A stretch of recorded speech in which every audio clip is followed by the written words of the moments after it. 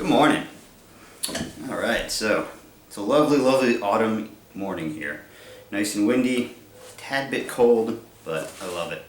So, I was actually inspired to make this video by, like the other day, I was getting ready to go to work and I needed to get a good laugh in. So, I pulled up a skit from Chris Rock's stand-up where he talks about Robitussin and how when he was younger, didn't have health insurance and he had to make sure anything that he got, that Robitussin would cure it. So, you know, Daddy, I got asthma, drink some Robitussin. Daddy, I got cancer, drink some Robitussin. Daddy, I broke my leg, dump some tussin on there.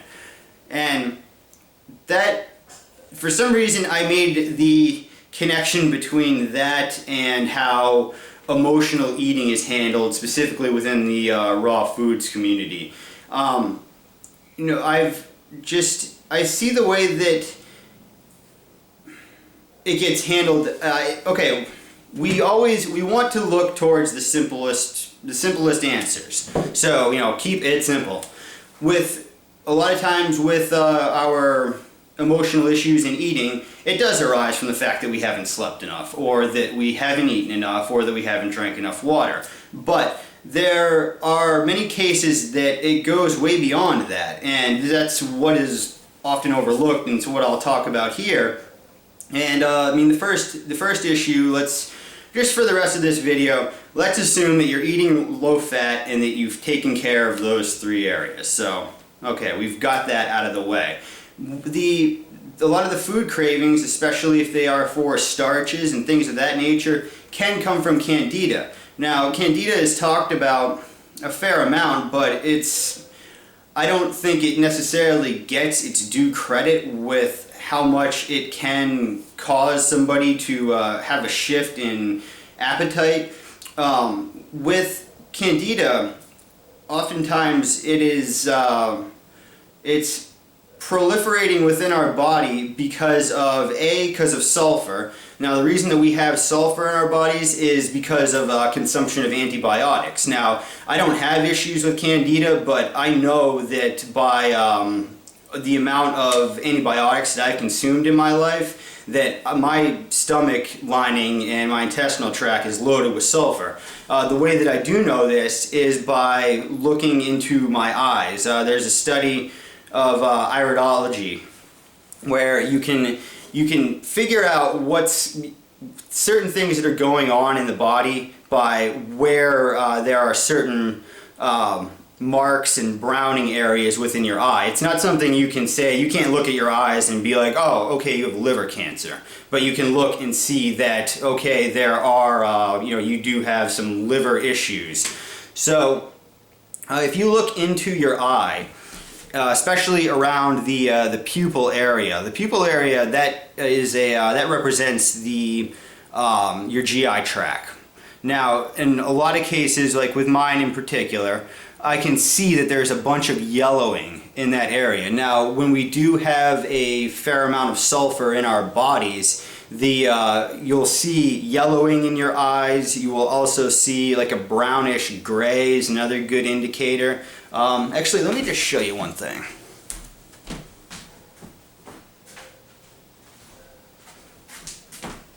I yap so much about iridology, so there are other books, but this is a nifty one that I've been thumbing through, and I think it's pretty cool. It's just Iridology Simplified. It's by Bernard Jensen, and it's a really thin little book, but I mean, it's got tons of little charts and pictures, so it gives you a great overview. So, now, having said that, so if we have an accumulation of sulfur within our bodies, candida just proliferates in that. So you're not going to eat your way out of it. If you are constantly having these cravings, you're nourished, and you do have the sulfur in your eyes, good indication that you have bad candida, and just eating bananas, it ain't going to go away. Now, what will make it go away is, I mean, if you adhere to a very clean, strict diet and you do it for quite a while, and we're talking maybe a decade or two, that'll clear it up. But an aspect to, or an area to look into might be the use of herbs. When I first came into raw foods, vegetarianism, I was very much a natural hygiene purist. I mean, the body ultimately heals itself. Now, the herbs come in and they help out tremendously. I mean, I've pulled sulfur out of my gut. Here I am 3 years down the line as a fruitarian, and I used the GI broom, which is made by Dr. Morris's company, God's Herbs, and it's the stuff that came out of me. It was not it was the intestinal cleaner, but there was a lot of stuff attached to it that, I mean, one day my stools were bright orange, it burned, and it smelled absolutely horrible. So, good indication that the sulfur thing is very, very real. Now, another aspect for having proliferation of candida in the body comes from a weakened endocrine system, specifically your adrenal glands. And your adrenal glands, what they do is they produce neurotransmitters, they produce hormones, and it aids in the, well, not aids in, but it's part of the whole utilization process of your food. Because once you digest your food, it then has to be utilized. If your adrenals are down, your sugars aren't going to be utilized properly, and thus your candida is there. So, the use of herbal formulas to help build up the adrenal glands as well. I mean, yes, there is fasting, water fasting, which that helps out tremendously if you do have the ability to do that. I mean, myself personally, one of the reasons that I'm using herbs is because right now in my life, I don't have the time to sit around for 21 to 30 days in a peaceful environment. It's not my deal right now. So my idea is, do I use herbs that actually seem to be correcting the problem, or do I just suffer? So I'm taking the route of using herbs. But anyways, the purpose of this video isn't really to discuss herbs. I will do a whole video on that at some point. So we'll go back to the emotional eating. And so my purpose in this is just to tell the people out there who are dealing with it, because I do have a close personal friend who is raw and does have issues with with the eating thing, and I'm just here to tell you, you're not going insane. If you're craving starches heavily, it could be candida. If you're craving meats heavily, especially red meats, that's a good indication of tapeworms. A lot of times people who have horrible meat cravings, it is linked to tapeworms, and then they do a bunch of things, they poop out the worms, which can be quite long, and their cravings all of a sudden go away. So, because what I hope to see at some point relatively soon within the raw community is, when it comes to emotional eating, that there is more support and that it's more inclusive rather than exclusive. That somebody's saying, oh, I'm having trouble here and I'm actually doing all that you're saying, but and then they get pushed away, and that they just need to eat more. They just need to eat more when they physically can't. And I mean, then for that poor person, what happens? They finally get fed up with the diet. They start blaming and saying, 80-10-10 doesn't work, or blah, blah, blah, and then they go back to their crappy standard American diet, and, they continue to get sick. So I just hope to help those people out. Now, one last aspect with the emotional eating is there actually is real deal emotional ties, and this is where I think it's kind of a gray area. Where is emotional and where is physical? You have your hypothalamus, which is located, it's part of your brain, and it produces what are called neuropeptides. Now, certain things, you can see things, you can smell things, which will cause you to relive memories. I mean, I don't want to use the word trigger. I hate the word trigger, especially when it's used in terms of addictions and things of that nature. But anyways, so as a for instance, you could be at someone's barbecue and they start up the grill and you smell some lighter fluid, and all of a sudden you find yourself reminiscing about a camping trip that you took back in 1987 with your uncle and how fun it was. And it's because maybe that lighter fluid, that smell, it was used to start the fire for that event that you had such a great time at. Same thing can happen with food. We have emotional ties to things. You know, it could be food, it could be smelling a cigarette, it could be anything. And I mean, it's not only for good memories, it's also for what we would call bad memories too. So it's just, that's kind of a matter of setting up, you know, new thought patterns, and, you know, creating the new thought patterns. Because when you do have a thought pattern built into your mind already, we can liken that to a, actually I want to back up just to make this clearer.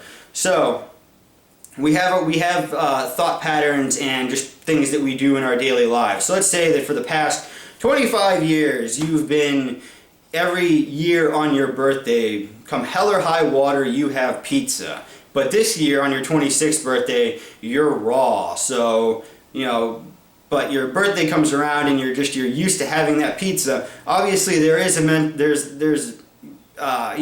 your emotional ties to that. It doesn't matter how much food you've eaten. You're like, I want that pizza. This time every year, I have pizza. So it's a matter of creating new patterns within our lives, because the patterns that we've already established, the patterns that are within our subconscious mind, they you can liken that to a CD or an MP3, whatever. I have to get all with the times, nice and technological. So you have your MP3 or whatever. That's playing. That's your subconscious already. That recording is there. We could liken that to you putting a CD into your stereo system and it's playing a song and you want to hear something else and you're yelling at your stereo system. It's not going to change the music that's coming out of the stereo system. So what we need to do is we need to create a new CD and we need to pop that CD into our stereo system. That's where creating new thought patterns comes in. So just for simplicity's sake, you know, if we go back to the pizza on your birthday analogy, you can you know, you're going to have a fruit bowl, you're going to have this type of fruit. Maybe you only eat durian one time a year. So every day or every year on your birthday, you're going to have durian. You're now in the process of creating new patterns. So, and you can take that into your daily life. Rather than waking up in the morning and having a cup of coffee and a donut, okay, I'm going to have, you know, a cup of fruit juice, or I'm going to have an apple and a cup of herbal tea, whatever your thing is, but just creating those new patterns. So I hope that has made some sense. I hope that gives some comfort to those out there who do deal with food issues and do deal with the emotional issues, because it's, I mean, I know what it's like. I mean, I come from a background of extreme alcoholism. I was the worst of the worst alcoholics ever. And I know what it's like to be just stuck in those ruts. And yes, I put myself there. I take 100% ownership of that. But I had no idea, I had no tools by which to get out of that rut. You know, even though things were told to me and it was meant with sincerity and with love, in a lot of cases the only advice that I ever got was, well, just stop doing it. But for me, I was beyond the point of pulling myself up by my mental bootstraps, so I needed some sort of tool. And likewise, I see the same thing in the raw community. It's just get over it. And what's going to happen? Those people are just going to fall back into their old ways of eating a standard American diet or wherever you're from, junk. So, you know, just realize that, think about the candida issues, think about just the mental emotional ties and what I said about creating new thought patterns. You're not going nuts. There are easy answers to these seemingly difficult things. If you have questions, comments, criticisms, whatever, write them down below. But anyways, go out there, have fun. See ya.